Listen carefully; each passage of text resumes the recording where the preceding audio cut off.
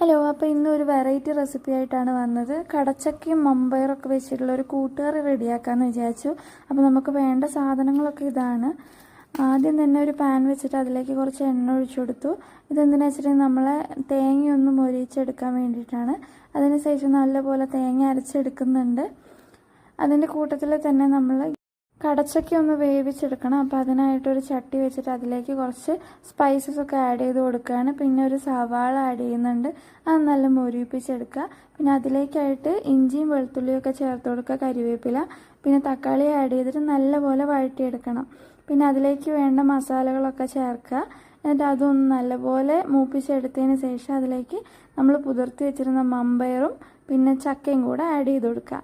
നല്ലപോലെ ഇളക്കി ഒന്ന് കുക്ക് ചെയ്തെടുക്കണം. കുറച്ച് സോൾട്ടും കൂടെ ആഡ് ചെയ്തിട്ട് നല്ല കുക്ക് ചെയ്തെടുക്കുക. കടച്ചക്ക വെന്തതിന് ശേഷം നമ്മൾ അരച്ചു വെച്ച തേങ്ങ എടുത്ത് ആഡ് ചെയ്ത് കൊടുക്കുക. എന്നിട്ട് നല്ലപോലെ ഇളക്കി യോജിപ്പിച്ച് ഒന്നുകൂടെ ഒന്ന് തിളപ്പിച്ചെടുക്കുക.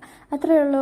നല്ല സിമ്പിളായിട്ടുള്ള കൂട്ടുകറി റെഡിയായി. ഒരു വെറൈറ്റി ആയിട്ടുള്ള ഒരു കൂട്ടുകറിയാണെന്ന് തോന്നുന്നു. എല്ലാവരും ട്രൈ ചെയ്ത് നോക്കുക. Thank you for watching.